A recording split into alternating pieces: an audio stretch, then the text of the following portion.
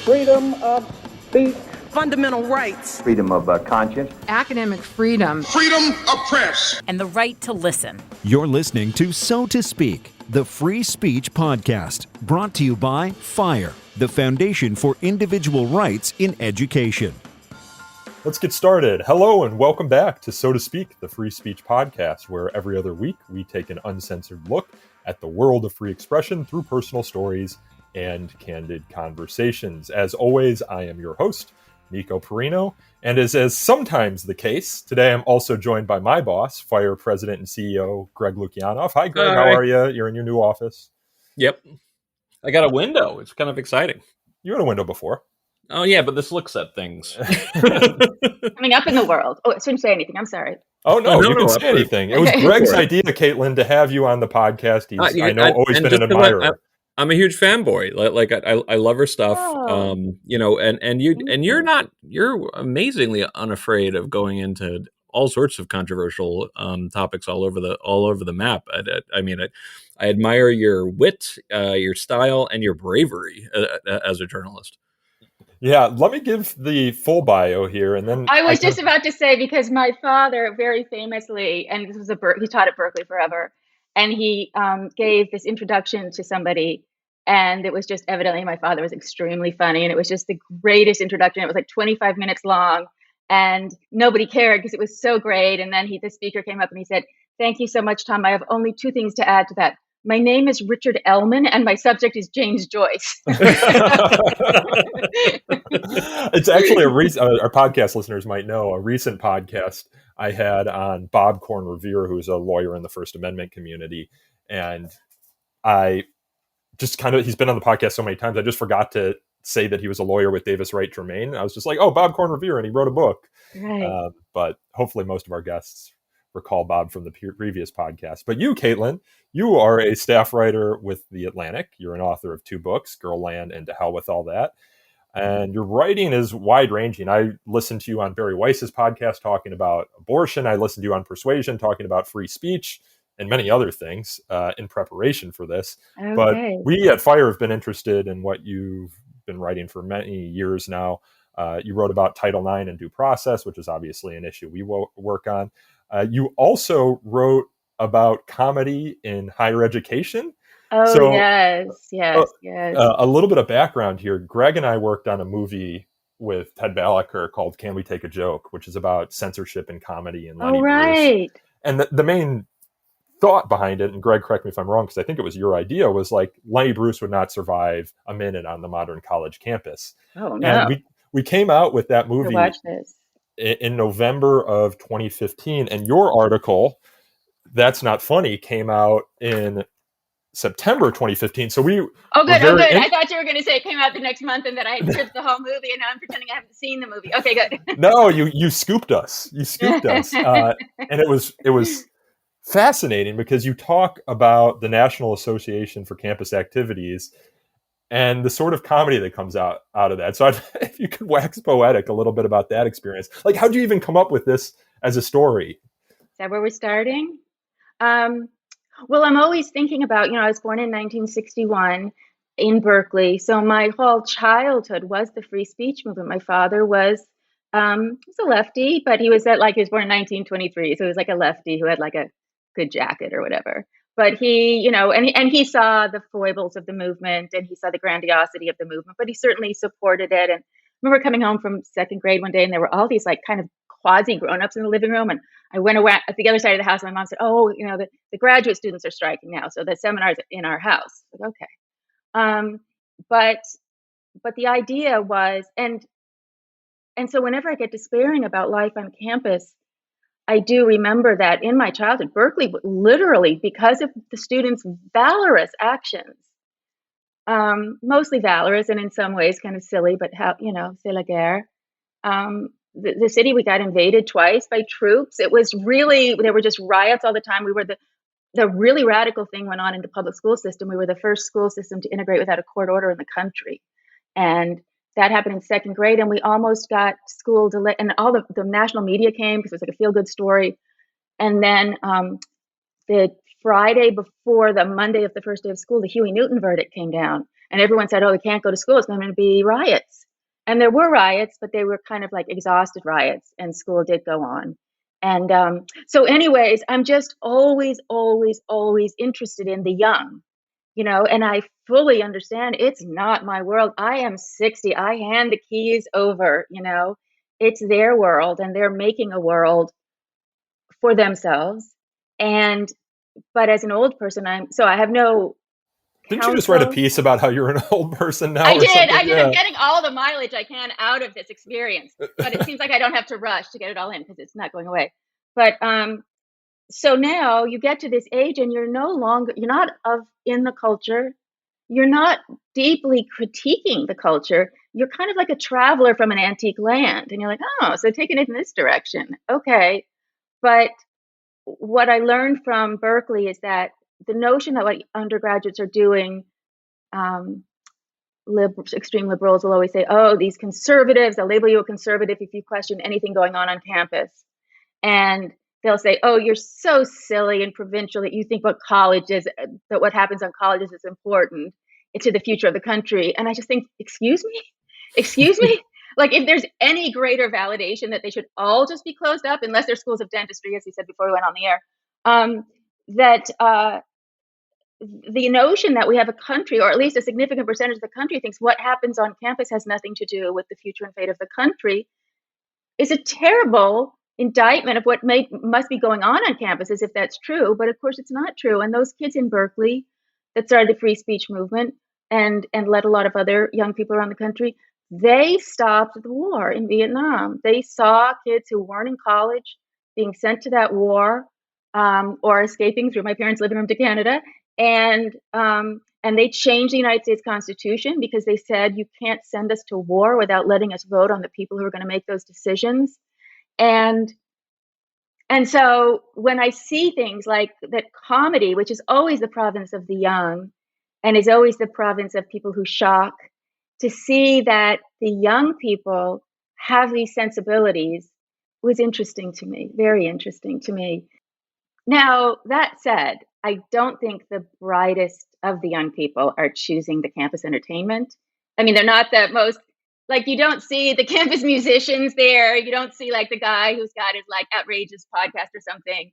They're nice, like student activities kids. So that puts a suppressing thumb on the scale of art, I think, that's school sponsored. But yeah, it seemed really, it's just the whole thing. Just being an undergraduate seems just really grisly to me.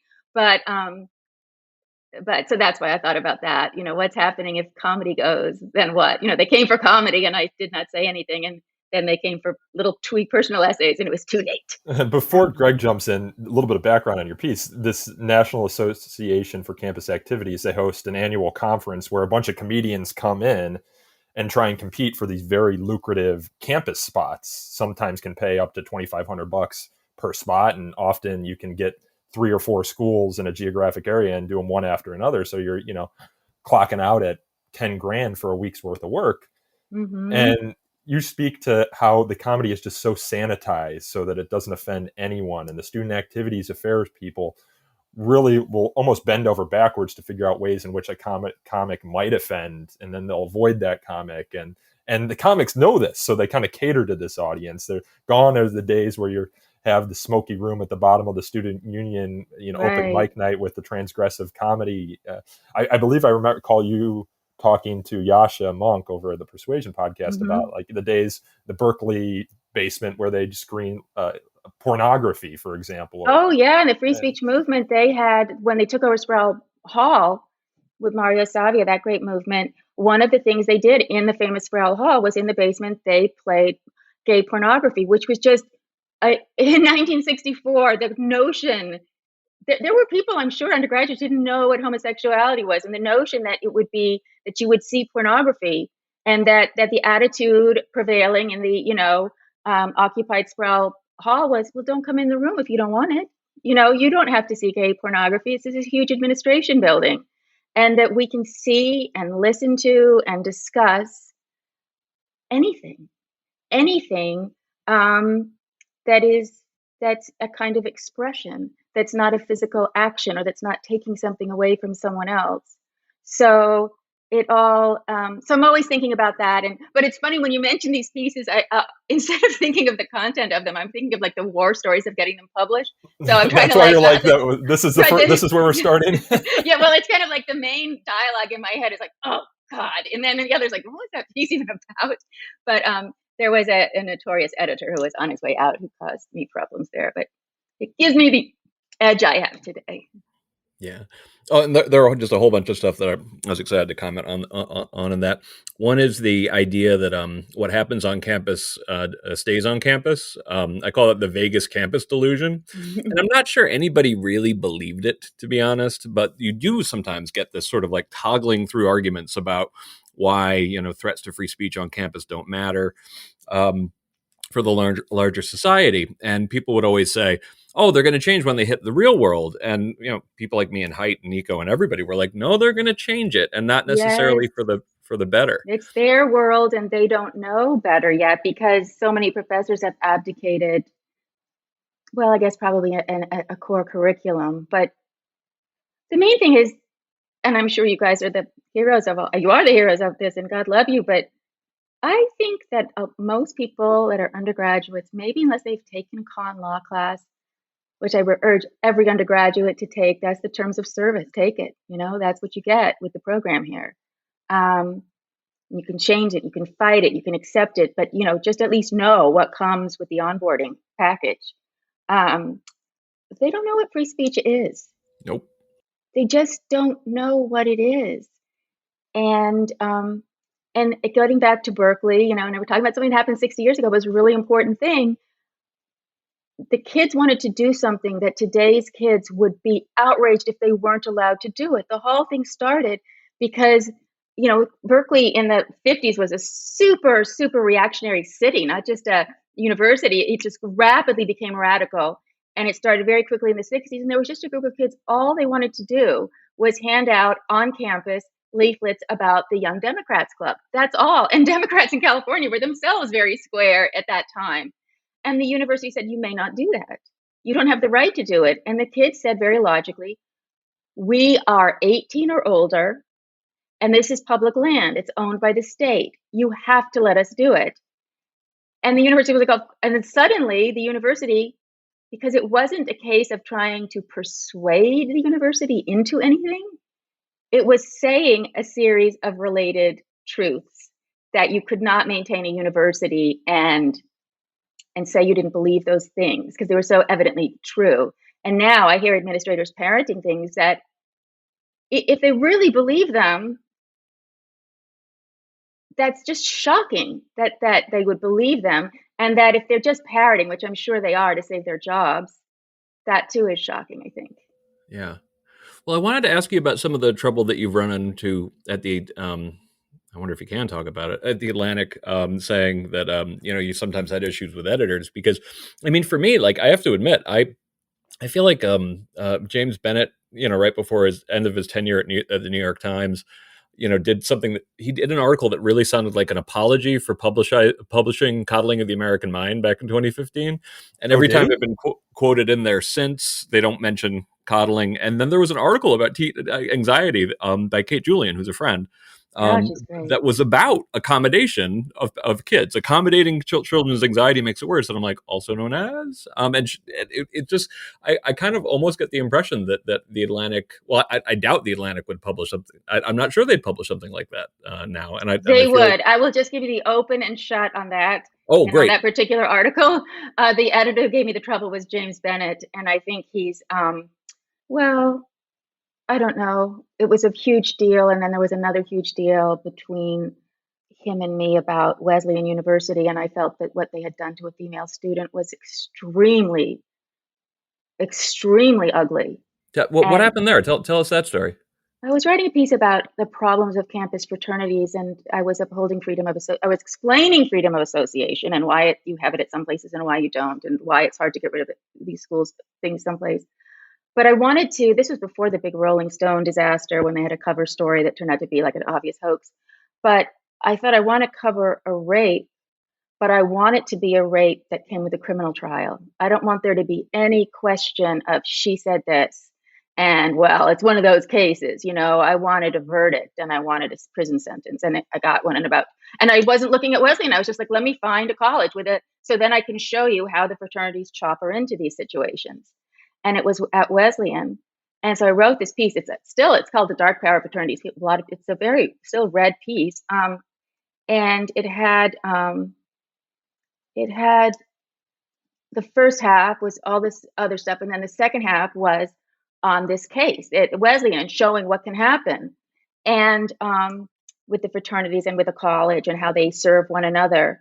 And so I'm like, this is a damn good piece, and I sent it in, and like a month went by, and then I got this very formal email from someone at the magazine saying James Bennett's father had once been the president of Wesleyan University, and he's saying you can't run this piece. Wow. That's incredible. Greg, James was your editor on Coddling, right? He was the editor-in-chief at the time. Our editor was actually Don Peck. He's very smart, very smart. Yeah. But I'm just going to say, I want to say under Jeff Goldberg, that would never, ever happen. Jeff, anything you see in the Atlantic that sort of holds a line to the things that people interested in free speech or diverse opinion, anything you see that's in there is because Jeff has fought for that and said it's going in, and that as long as he's the editor, we're not doing these things. Yeah. So you're right. The overall, I think the Atlantic has really distinguished itself for being the highest praise I give to organizations or magazines or anything these days is simply to use the word serious. That I think they're seriously trying to take things from nuanced takes on stuff. And your own writing, I mean, it was a pleasure to kind of go through a lot of your past stuff. Everything from your great piece on Rudolph the Red-Nosed Reindeer, which got and that was just a challenging piece. You can imagine the powers allied against me before I exposed it. Big Rudolph was trying to shut you down. Yes, exactly. Big Rudolph was having none of it. And now you guys are young, so you know this. They have that horrible thing called Elf on a Shelf, which is like this little surveillance elf, and he's always watching you and reporting into the North Pole. And I'm like, did Edward Snowden teach us nothing? Like, we're training our kids from the earliest age that Elf on a Shelf is monitoring their behavior for their presence. So, and I didn't get to finish the range because I feel like listeners are going to be sorry. The hard-hitting thing you mentioned was the Rudolph piece. Yes, okay. Well, but also about about Lysol abortions in the 50s and 60s, which was incredibly powerful. And calling human resources to task. Being involved in the after the Me Too movement, going to conferences of human resources, people saying like, well, why does this keep happening? Meanwhile, I've been a little critical of HR because what's happened from a very different direction, because we have the situation where people graduating from particularly elite colleges have had intermediated experiences from K through 12, and then also in higher ed through a variety of different things.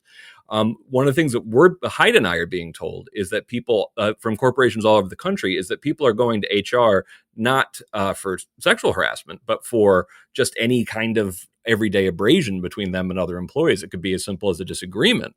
And it was very helpful for me to remember that it's like, right, and there is a very serious job that they should be doing. And although they don't do it that well, that serious job, and the whole scam of HR, you go to these conferences and they're kind of giving you like, they're kind of philosophical ideas about people and how to treat one another. The whole thing is indemnifying the company against lawsuits. That is the entire thing. And so they dress it up in this idea that for some reason in America's corporations, like if you actually have such high-minded people, like put them up in the C-suite for God's sakes. Like what he is, siloing these people over in HR, but they're not high. I mean, someone might be, but they are not there really to help anyone. And you're always better off with a union, because a union's not going to like give you Disneyland passes one day and then eliminate your division the next day, So, but yes, to the extent that there's anything to do, and to the extent that anyone's listening, whoever has a problem that is sexually harassed, you call a lawyer first, because they'll give you the advice and they'll take your case probably if it's a good case. Oh, this is the sad state of America. Let's move on. Moving on. well, I was going to ask on the topic of that's not funny. Your take on the Chappelle situation, if you follow that at all. Of course, I watched it right away. He's a genius. it's interesting because I had very strong opinions one way, and then about a week later, sort of saying that I saw great worth in what he's saying, and I still do see things that have great worth. But in a park in LA, I just was at a volunteer resources thing, and there was a kid under a tree. He was just at the park, and my son stayed behind and spoke with this kid. And this kid, it's a trans kid, and he's from the Midwest, and his parents have rejected him, and there's really nowhere else for him to go. And then he said to my kid, he's staying at, I won't reveal, a kind of a well-known shelter. He's 18, I think. And then he said to my son was like, well, I know this place and this place and this place. My son works at a nonprofit. Come there and we'll figure this out for you. And then the kid said, and this broke my heart, he said, but I have to tell you, I'm a Christian, and I know most Christian places won't take me. And it just so happens my son is a Christian. But I just thought, I thought this trans issue, it's easy to take it in a lot of different ways. But I thought, what, we are in a country where there are these kids and their parents don't want them anymore. And they don't know where to go. And they come to, in a way, the worst place you can come to, which is Hollywood. But so that was one of those real world experiences that really softens your heart and says maybe your heart needs to lead here a bit. But I think Chappelle had profound moments in that I think would have very much helped a kid like that and will help a kid like that. Because the great line in the show was when his trans friend is yelling up at him to the audience and heckling him. And Chappelle says, I believe you. And she said, I don't need you to believe me. I need you to understand I'm having a human experience. And Chappelle says, I can do that because it takes one to know one. And I just thought, oh my God, this is going to be so profound. And I thought later, after this kid's experience with this kid, that kid's parents, if they heard something like that, you don't have to believe everything about gender ideology. You don't have to know a whole lexicon of new terms. You don't have to understand. You don't have to believe anything. You just have to understand that your child remains a human and we're all humans together. And then I think that he, the most outrageous or cruel or unnecessary joke, I assume, would be the one where he's talking about sort of whose vagina is legitimate and whose isn't. But when you look at that line in relation to the ending line about all you have to know is it's a human experience, it's almost saying all that other stuff is irrelevant. Yeah. And I thought, oh, this is so powerful.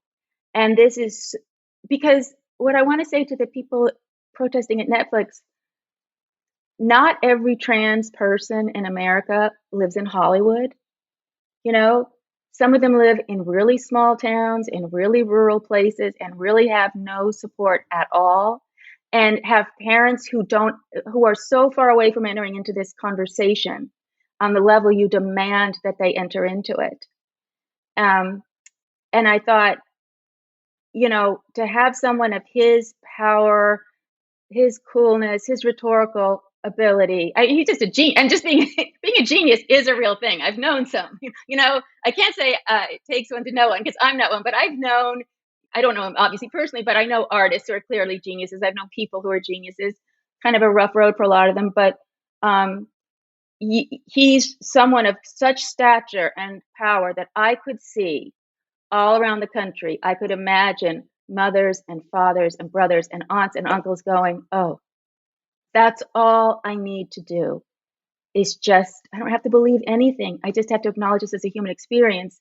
And I have a feeling that I think that I haven't looked lately, but I remember on Rotten Tomatoes until recently, it was still like 90, like people were liking it. And everyone said, oh, this is a sign of trans hatred. I'm not sure about that at all.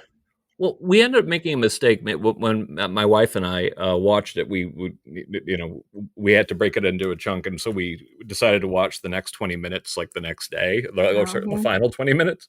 And I told this to Nico, and he's like, "That's what makes it all make sense." And so, we left the first 40 with a little bit of a sour taste in our mouth. It's like a little bit, cheap, yeah. Yeah, and then suddenly when you see the last 20 minutes, you're like, Actually, this is constructed incredibly well. And so for people who might have listened to part of it, and I know a lot of friends who are like, I couldn't get through it. I was only 20 minutes in. It's like, you really got to watch it, watch it all the way through. And the whole sort of, what you're talking about, like understanding people's humanity. This is what Haidt and I talk about in Coddling the American Mind.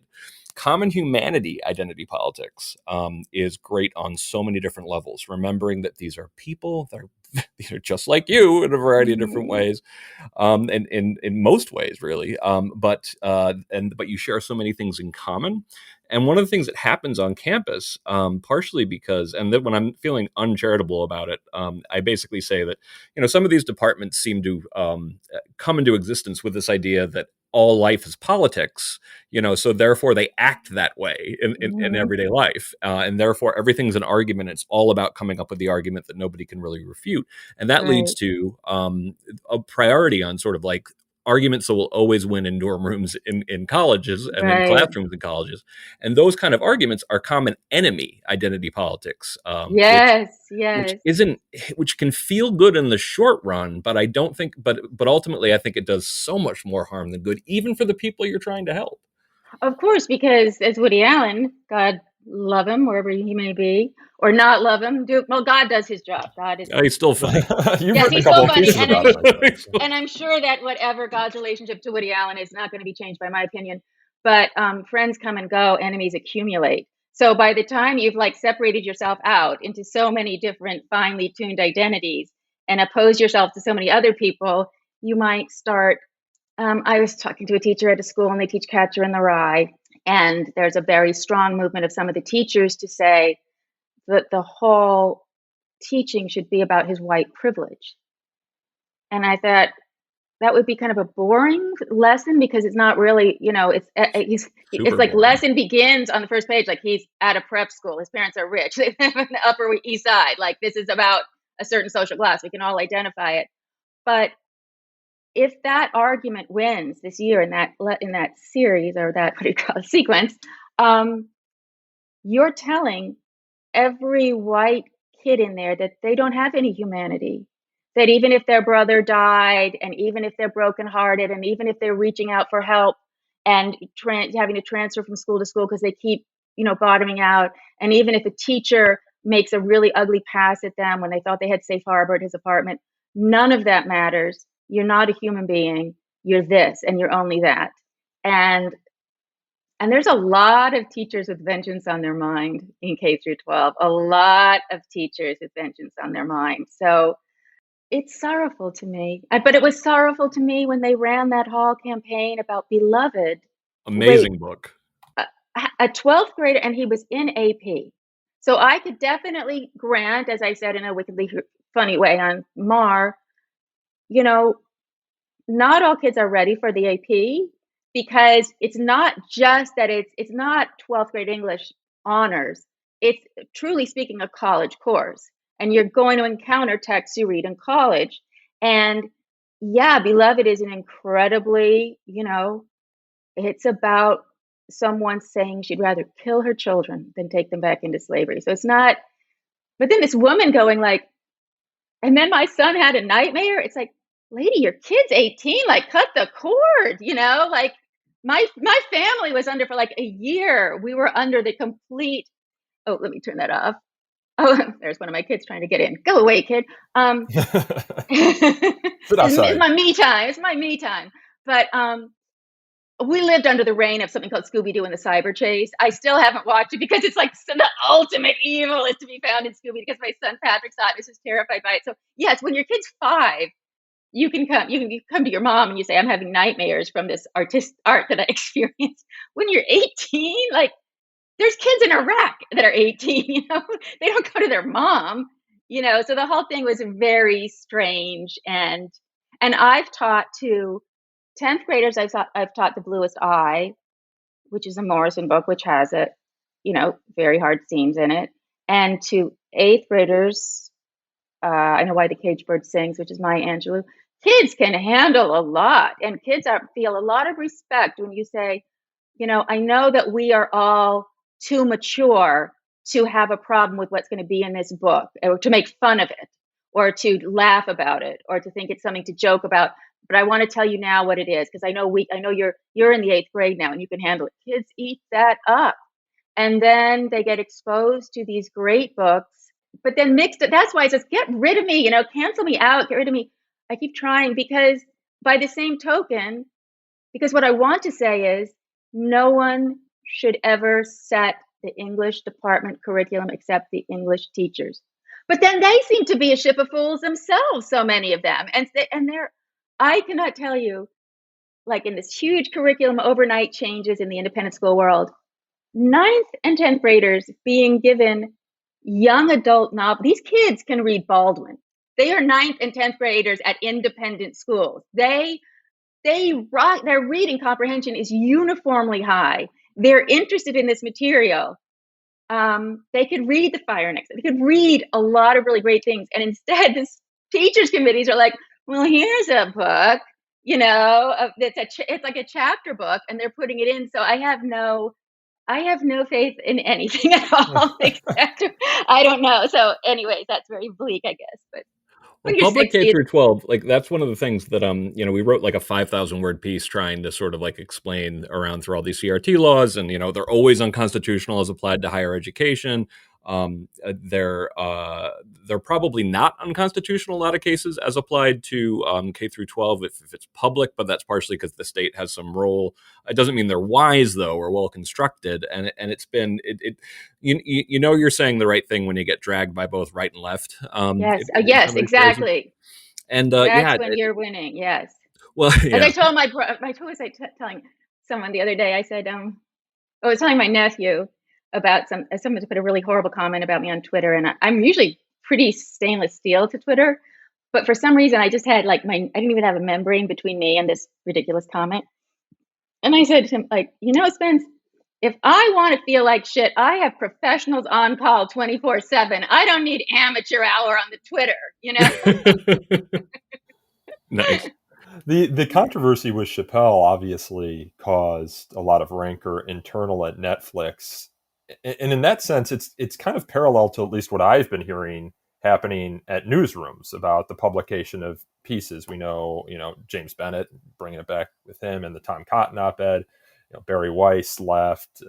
Andrew Sullivan left New York Magazine. I was talking to another writer at an unnamed publication last week who is looking to leave because he just can't handle it anymore. Are you hearing from these writers as well? Do you feel like and I know you work in commentary and you're probably not in a newsroom, but the internal politics of some of these Here's prominent the thing outlets about free speech that's in the region of not our grand rights or natural rights or anything, but in again the human heart.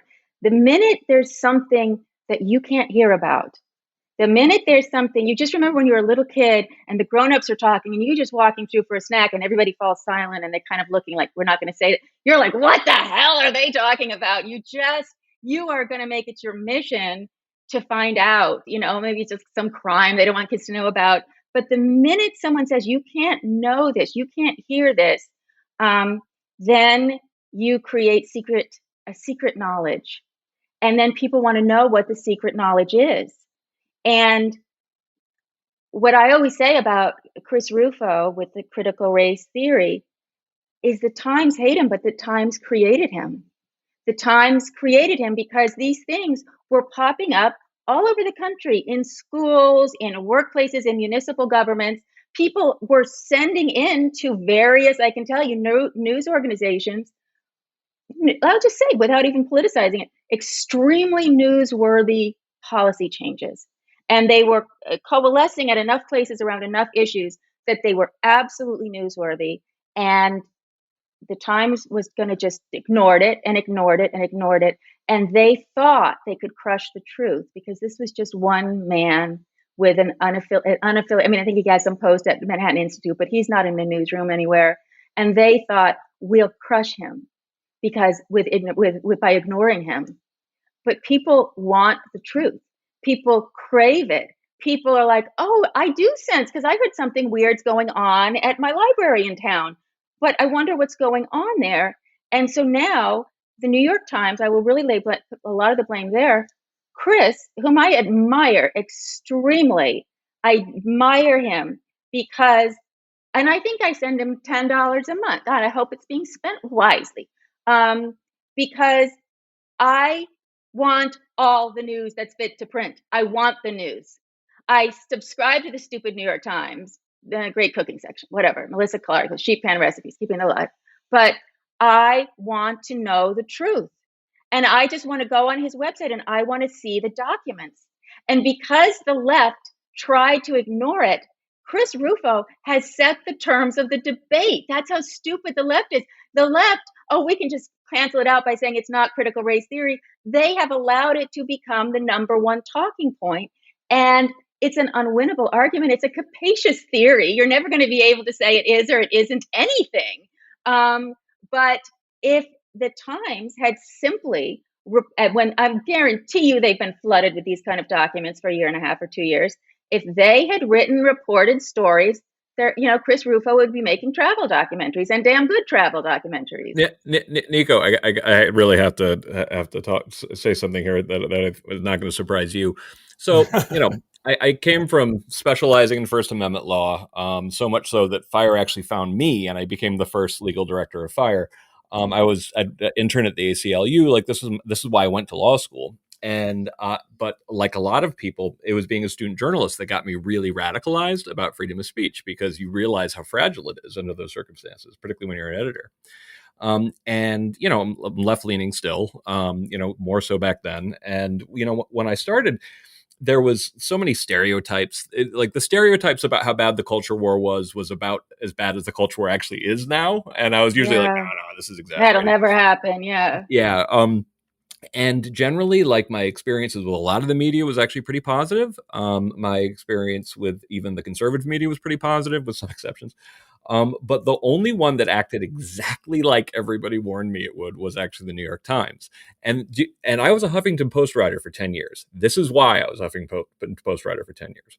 In 2005, the national accrediting body of education schools, it became public due to FIRE largely, that they had a commitment to social justice requirement as part of their evaluative criteria. That essentially, and this I think it was passed initially in like 2002 or 2003, which basically meant almost all of the most influential education schools would actually literally have to do a political litmus test. They were required to before someone could graduate from ed school. And I wrote what I thought was a really thoughtful piece about this. And I sent it to the New York Times, and I was always, in the arguments with the conservatives, it's like, and then I got it in, and I was like, in your face, because FIRE actually has people who vote for different people working in the same office. And I got it accepted in 2006. And it turned out the chief editor was away. And when the chief editor came back, suddenly they're like, oh, we probably can't do this for, I don't know, like a long time. And I asked, like, I don't know, maybe 9 months, and this was the hellish job. I think of all hellish jobs. Well, Dennis Miller's famous for saying that the second worst job in America is crack whore and the worst job is assistant crack whore. But I am going to say that the worst job in America is when you are the mid-level flunky editor who has to find the lie to tell the writer of why it's not actually going to run. Yeah. And so they're like, well, there won't be any room for 9 months. Yeah. The midterm elections will really be filling up the page. You don't have the pages online, dumbass. It's like, that is one of, I think, maybe the worst job. And then they couldn't even she couldn't even promise me in 9 months. The editor who had to say no to me, who originally said yes, was so disgusted by that when he moved on to this new publication called the Huffington Post, he immediately gave me a spot there. But we were trying. We still try to this day. We would send every press release at FIRE, oftentimes involving liberals getting in trouble, too, but also conservatives, also, the mid-range of just apolitical stuff, and nothing. We would get almost no coverage, for this. And you're absolutely right. Like, if it's something that he's a scholar who wrote Once and Future Liberal. Mark Lilla. Mark Lilla. And one of the things he Flanagan. always says at the end is like, MSNBC, like if you paid attention to this, you could solve it. And this is Right. a real thorn, even just from a political calculus, it's bad to Mhm. have this as an issue that can be brought up. But so yeah, that's how the New York Times turned me into a Huffington Post writer. Yeah, I mean, the coverage of our issues in particular seems to be driven by the politics of the speech we're defending. For example, the Yes. Chronicle of Higher Education, I actually they were running so many stories about the Nicole Hannah-Jones controversy at UNC that I went and counted how many they had written. They had published, and I get their newsletter every morning. I think they had published something like 30 stories in their newsletter, some of them repeats, but they put them back in the newsletter in like a 35-day period, something absurd like that. Right. And they're doing the same thing with the Florida situation as well. Both cases that Fire has taken on that are abhorrent restrictions on academic freedom. But I'd say on the grand scale of badness that we've seen, maybe like a 6 or a 7, so it Right. was amazing. It's like, because you like the politics of this, what about the other 1,000 cases, anyway. Yeah, so it's the Well, coverage that's is- where we all have to think, as white people. I do hear this very loud comment that you white professional class Americans, you've had your hand on the throat of real free speech in the terms of dissemination, because if you everybody at the Times, was white mostly for a long time they were almost all men. Even in my own lifetime, I was going back and looking at how they covered things, and so to have someone like Nicole Jones, who's so deeply admired, to have her not get, because at first I was like, well, why would any first year professor get tenure? But I think there's something about that particular position. Yeah, it's like professors of practice or whatever, they would get tenure. The previous two, I think, had also not had an academic background and got tenure. So it was a sort of disparate treatment situation here. And I know novelists who even have tenure in creative writing. I think they do, because they should really be fired if they don't. But so I can see a sense of speech is how we change the country. And you guys had all the speech for a long time. And now we're going to get the speech, people of not white, cisgendered male. We're going to use this. And so I don't know. I don't know. But Caitlin, one thing I do want to be really clear about this is we have cases involving minority professors. Oh, I know. Oh, I don't mean you. Oh, I know. Time. I'm always so happy. And when I see them, I'm like, oh, Fire should only do these cases in a sense, because I totally know. But we've been sending these press releases, like so often, and particularly when it's a case that's not sexy in the sense that it doesn't. And this is the funny thing, Caitlin.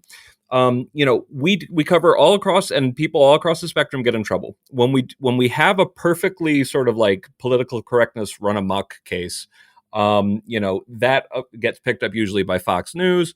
And weirdly, when the New York Times started picking up our cases a little bit better around 2013, 2014, because they were getting more intense, that will sometimes get a little bit of coverage in the New York Times too.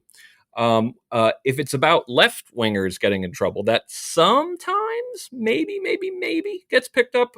We were lucky to have at Babson University when Asheen Fetzi was fired for allegedly like advising the Ayatollah, to attack the Kardashian residence and obviously kidding. I mean, he actually mentioned the Kardashian residence, and they claimed that, oh my God, well, this was advice, like saying like it was about the attacking cultural sites in Iran. Mm-hmm. Like Trump had been saying, we're going to attack cultural sites in Iran, and this professor cracked a joke saying, well, attack our cultural sites. I don't know what they are, maybe like the Kardashian residence. Obviously, joke. And this got picked up by conservative media as if this guy was seriously advising Iran on who to attack. Those might get picked up a little bit. The Babson one did get picked up by the Times, and we appreciate that. But there's this big middle of cases that, and oftentimes involving minority students, oftentimes, and here's one of the biggest divides, often involving poorer students. In cases that don't have that kind of culture war resonance. Oftentimes young poor minority students, and they don't get they get diddly squat for coverage. Oh, I didn't at all mean to in any way denigrate you guys. You're kind of the only ones that are holding any kind of a Oh line no, here. I didn't take it that way. I just wanted to Yeah. be very clear that the particularly so many of our biggest cases, like the Haskell the Haskell case that we have. Oh, the other thing is they have preference for if it happens at Harvard and Yale, it's Oh, really yes. important. If it happens Yes. at a community college, not so much. Yeah, it's Yes, also, that is true. Caitlin, I don't think it's also just about giving people who historically haven't had their voices represented a voice. Those voices also need to be paired with the right political opinion. For example, we have this Of case at course. Emerson outside of Boston right now, a TPUSA group, very polarizing group, what have you. They still have free speech rights, right? They were handing out stickers that said China's kind of sus on it, which is, teenager slang for suspicious. They were brought up on national origin discrimination charges at Emerson because they were criticizing the Chinese government. Now, of course, Emerson initially claimed that this was critical of Chinese people, but eventually in its finding report acknowledged this whole campaign was criticism of China. But they said, despite that, we are still finding you guilty of national origin discrimination and harassment because of anti-Asian hate being on the rise in the country, driven in large part by the COVID epidemic. So any criticism of China can drive, increase in hate crimes, whatnot, and therefore you're still guilty of this.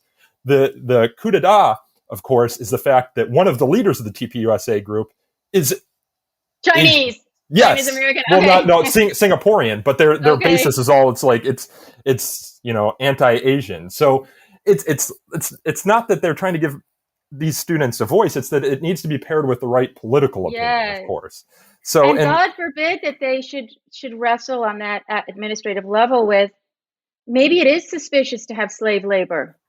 Maybe yes. it is suspicious to have people in concentration camps. Uyghurs. I mean, yeah, the thing that you always think about, what's the thing that we're going to look back on and be super ashamed about in the future? And for a long time, and I think there's been some work towards this. I always thought that sexual assault in prison rape was one of those things that we would look back and be like, why didn't we take this more seriously? But the thing that our grandkids are going to be pointing at us, saying it's like Hong Kong, Uyghurs, like why didn't you say anything? Well, and even right now in China, there's a famous tennis star, Peng Shuai. I'm going to butcher her last name, who just posted on Twitter about being sexually assaulted by the former vice premier, who's good friends with Xi Jinping, and she's been missing since November, I think, 2nd. Oh yes. Nobody knows where she is. There was some sort of email that was set out by China claiming to be her, saying she's safe and sound, and I'm just taking time for myself. But you can see the type cursor on it. Like if you're receiving this email, you're not going to have.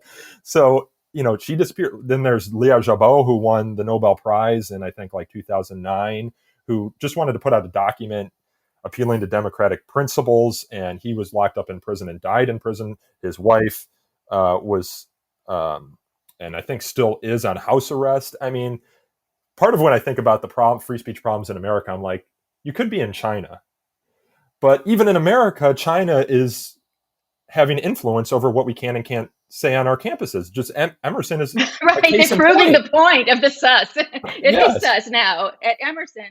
But, I kind of went down as an American. I was like, what the hell's going on? Why are we trading with China? I understand that we can't invade China, I guess. I mean, foreign policy being what it is, although if there was ever a cause, liberating concentration camps would be near the top of the list. Oh, and I think it will be a cause in 30 years. I think in much the same way the people ignored what was happening with the Jews in Germany. I think, and now it'll come to be one of those things like the Great Silence in America. Well, China I just want to say, I was talking to somebody about that whole thing, the concentration camps in China, and I said, it's always a mistake to talk to a really smart person who also knows things, because it's so disillusioning. Oh, I hate that. And I said, it's just the worst. Absolutely horrible thing to happen. And I said, what can we do? What can I, as a citizen, do to let China know this is not okay? And he said, call your state government and say, no more solar heating panels from China. They're all made by slave labor. Oh, now I'm going to pit myself against the environmentalists of California? I got so much life to live. It's just, everything is so connected. And so what we need is a code, and we have a code. but people are trying to rip up the code is what I think is happening. When you say code, what do you mean? What code do you mean? I mean a code of, well, that's, foreign policy is something different, but we have a code where we're allowed to talk about anything, and we could say, I'm an Emerson student and I don't like these kids who put those stickers out. I know those kids, they're a bunch of jerks. But I think it's extremely wrong that China transparently has slave labor right now. I don't think that says anything about most actual Chinese people in China or any Chinese Americans or Asian Americans, but it is extremely wrong. And we should all be gathered around to say, if you can boycott Israel from making the sparkling water, the only thing I think they make is the sparkling water that's even at Bed Bath and Beyond, you can't find it. SodaStream, big fan. SodaStream, yeah. So don't buy that, and that way you'll protect the Palestinians, which of course is a worthy cause. But China, we can't say they're sus.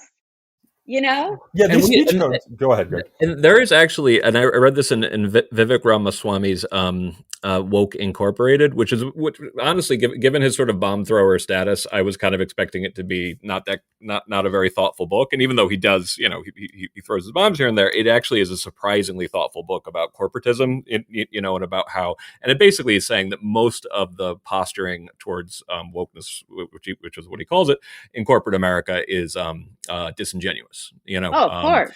And that it's just to make a buck. And one of the many things I learned is there's actually a word in Chinese to make fun of us for wokeness. Okay. I wouldn't be able to say it correctly. Right, and better not, because if USC has taught us anything, mispronouncing a Chinese word or correctly pronouncing it could be a job killer. Yeah, and USD. We've seen there was a professor who said something about Chinese codswaddle or something like that. He said cockswaddle, unfortunately, which is not really a word, but he was trying to say codswaddle. And we've seen cases all over the country where someone will say something about they'll make a reference jokingly to the Wuhan virus or something like that, Mm-hmm. and it immediately gets taken up as if that's an intentional racist attack upon Chinese people. And Right. Sometimes the Chinese government they're kind of cultivating that, because it's kind of it Of looks like you guys course. are completely insane on this one issue, and it protects us, so go at it. But that's where I think it must be so disheartening to be, when you were just talking about Fox News, sometimes I'll see a really great thinker and I'll say, what the hell is she doing being interviewed there? And I know, no one on the left will even have her on, and she wants to talk about her experience. And then Dave Chappelle, I'm like, the hell he is going through is not with Netflix. It's that people like Laura Ingraham are sticking up for him. That is a world of hell that I don't think Dave Chappelle ever in a million, how can he disavow her and then avow other people? Because we have these now I don't even know what the politically correct term is for people that aren't, let's just say they're not deep thinkers. Mm-hmm. And they have a few ideas, they're wrestling like a bone in their mouth. And if they can just say it over loudly enough, they'll get to do all these things and write their bestsellers. But they're horrible representatives for what we're talking about. There should be cool, kids. I don't know.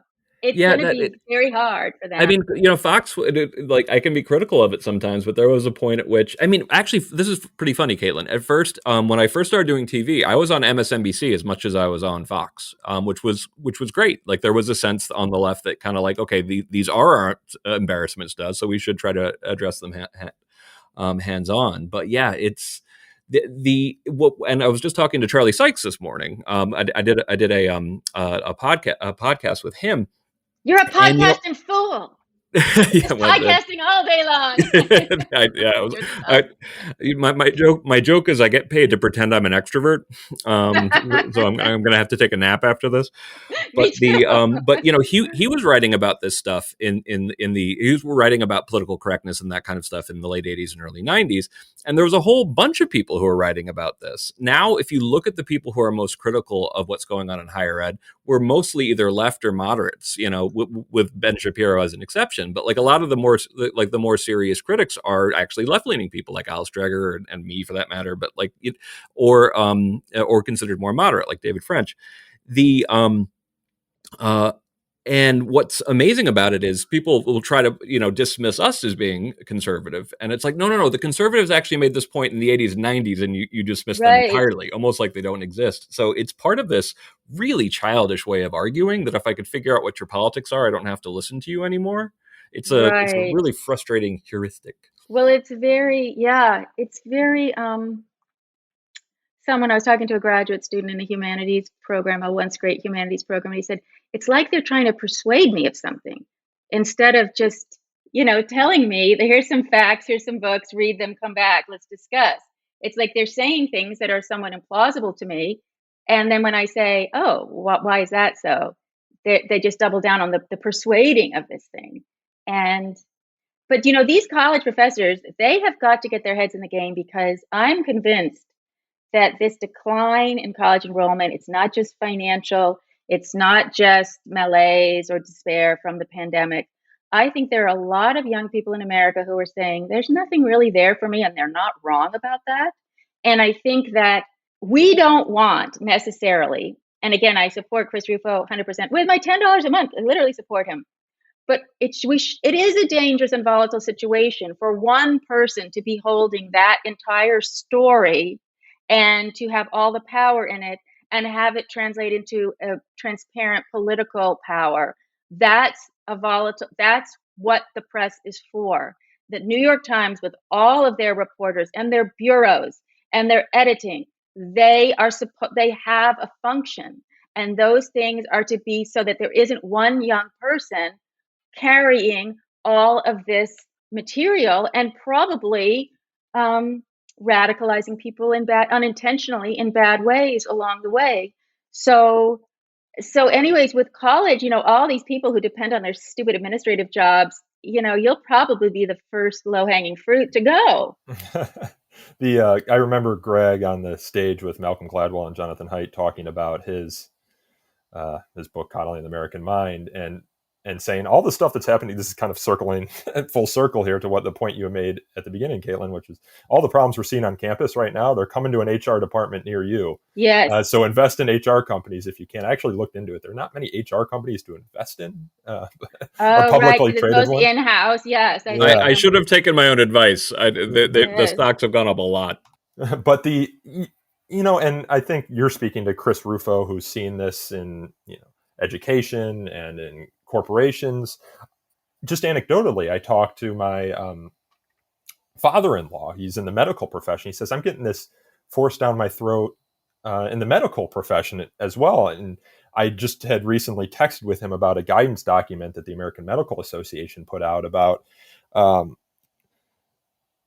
to talk about disequities in the healthcare system, inequities in the healthcare system. It has this chart of what the conventional language is and what the revision. Oh, these are always good. Okay. Yeah, and the conventional language, for example, Native Americans have the highest mortality rates in the United States. The revision is dispossessed by the government of their land and culture. Native Americans have the highest mortality rates in the United States. Low-income people have the highest level of coronary artery disease in the United States. That's the conventional language. Their proposed revised language is people underpaid and forced into poverty as a result of banking policies, real estate developers gentrifying neighborhoods, and corporations weakening the power of labor movements, among others, have the highest level of coronary artery disease in the United States. I shit you not, this is an actual document from the American Medical Association. And it's everywhere. As someone who has stage 4 cancer, I don't want these people spending a minute on their stupid speech code. Back in the lab, find more cures for cancer. Do not write your little private language that is just ridiculous. And you can't figure out, it's like we've come to a point where the physician doesn't know which one is a man and which one is a woman. Like, I don't know what's going to happen to American medicine if we really are going to falter, to these ridiculous codes. And what does it really do? I had this in a piece I wrote. What does it do when you have kids in a private school and you have to have those land acknowledgments that the land was owned by certain tribes? And that's very interesting to me, of course. But if you're going to put it in a kid's syllabi, then you say, and therefore we are paying rent to the tribe, or therefore we do this. We have this arrangement. We are repairing our historical wrong. But to just lay it out there that, you are sitting on land that was stolen as part of the California genocide and you can't do anything about it. I don't know. I don't know where it all ends Yeah, it up. seems like just a genuflection without for the sake of it. Since I did want to bring this up at some point, we just got going on talking about so many different things. Yet you've been very open about your health. Definitely, like I being open about my mental health stuff is the thing that led to Coddling the American Mind. But with you, I learned a lot about from reading. One, we both have two boys, and the fact that when it absolutely broke my heart when you wrote about when your kids were graduating from kindergarten or something like that, and you thought that might be the last graduation you get to go to preschool. Can you tell us about and oh my God, can you tell us about what you like? Do you think that facing your own mortality is one of the reasons why you're so brave as a writer? I mean, what have you learned from this experience, this scary experience? I don't think people always say I'm brave, but I don't think there's a lot of, I'm just an essayist. It's not as though I could be, if I do eventually get canceled, I guess I wouldn't have a big career if I wrote the kind of things I'm supposed to write, because wouldn't be any good at it, Women's magazines were always up for listeners. You've been living with cancer for 20 years. Just context for listeners. Yes, that's right. So I always claimed that I would not be doing any learning or growing through having cancer, but I can't. And whenever someone says it, because I know a lot of people with cancer, obviously, like they often die soon after. I'm not being superstitious. It's just when you get to this much equanimity with the disease, there can be a sense you're not fighting it anymore medically, but. Things don't live forever. Things are born and they grow and they age and they die. And that's okay. That's okay. That's how I feel about it. That one of the more powerful books I've ever read was Christopher Hitchens' Mortality. I don't know if you've ever read that. Of course, yeah. He did not live very long after his cancer diagnosis, and the book, doing Christopher Hitchens, what he did, he decided he was going to write about a book about his experience. And it's very sad because at the end of the book, it just cuts off and all you get are the rest of his notes because he didn't live to finish the book. I'm as listeners know, a big Christopher Hitchens fan. And, I recommend that book. And what's the other book? I can't forget it'll come to me. It's about being kind of a public intellectual and Letter to a Young Conservative? Letter to a Young Contrarian. Thank you, Greg. Oh, right. Yes. They're not making public intellectuals like they used to. I got to meet him before he died, and he was really excited about FIRE, and it's one of those things where you just kind of assumed, I should follow up, and He's he in this era of cancel culture or whatever, I think he would be a very interesting voice to hear from. Essential. Yes. I mean, he would be taking names. Yeah. And one of the things I wanted to ask you about, Caitlin, is if you had read Anne Applebaum's piece in the same publication that you write for about cancel culture and what you thought of that. She calls the cancelers the new Puritans. Greg's always called them the new Victorians. But yes, taking it back to our own. Yes, I think that was exactly right. I just thought every word of it was wonderful. I thought it was. I mean, I know her. She really took some flack person. for it. I remember on Twitter, which isn't the real world, or maybe it is. It's not the real. I mean, my kids are always. Well, Greg's an apologist for it. I read your article about how you need to quit it, and you're somewhat addicted to it. I'm hardly an apologist for it. I mean, like my work with Jonathan Haidt's extremely critical of it. I just think that I've been able to carve out what I call a relatively nice neighborhood, and that you can talk to really interesting, smart people on it. But do I think it's been highly destructive? Absolutely. Yeah. And that's why, except for this one period, this one thing that somebody said, it was just, I had to remind myself, no, this is Twitter. The minute you just put your phone down and you just walk out the door and you take a breath outside and you're like, that's not real. Nothing that's happening on my little computer in my pocket phone that's not real, and those people aren't real, and they wouldn't behave that way or say such a thing. And what that person just said about me isn't true. So, but because of my cancer, I only have about 2 more questions and answers left in me because I get tired. I hope this isn't a super long podcast, is it? No. We can. We're Okay. pretty much ending there. I have one more thing I wanted to. We can conclude. We had all sorts of fun going all over the place. But Nico, Okay. I've talked too much. This isn't a free speech question. It's just I know you're a big Californian. You write a lot about California, and I just wanted to get your thoughts about California now. I just left Florida where I was for a week, and they had all these signs up all over Florida that says New Yorkers vote Republican or go home. And I was just in Texas too. You saw the similar thing, but for California. So you hear about all this California flight to these other states, and I wanted to get your sense of whether I would that's never leave overblown. California. No, it's not overblown. That's why I told you I moved. I left LA, Really? in that city for 35 years. That city is currently closed for renovation. It's ditto San Francisco. Just absolutely terrible things are happening, but there's still great swaths of protected land in California. Anybody who can go to Carmel and go to Point Lobos, there's great environmental protections in Northern California. Go to Stinson Beach. It's a very exceptional place. It's the most beautiful place in the world. And you go to other places and you're like, yeah, this is beautiful. Let me tell you what's in California that's like this, but more beautiful. So, but no, California's, it's not doing its best. I'm actually writing a piece about California now. I'm kind of stumbling about it. And that's part of why I had that recent trip. No, it's sad, but it's still the best. And these Texans, like everybody was like, yeah, we're going to Texas. And then they immediately almost froze to death in their houses, and now they can't get an abortion. So, maybe our, creaky old infrastructure, at least, I don't know, at least things are still somewhat working, because I guess Texas is just another land entirely. Yeah. Well, I think we can leave it there, Caitlin. I know you got to run. Anything No, you want to plug that nap. you're working I gotta nap. Yeah, you and Literally. Greg does too. So I got to let him go good. as well. He's all extroverted himself out. Okay, Or exactly. introverted himself out. But is anything you want to plug that you're working on right now? I think on Twitter your handle is what? Caitlin Pacific, right? It's yes, at Caitlin Pacific. Oh, because my Twitter handle used to be Caitlin Atlantic, which I thought was a pretty nice Twitter handle, and I was very proud of it.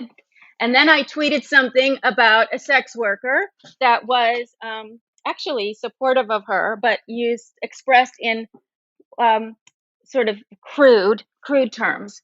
Blue language. Blue. It was blue.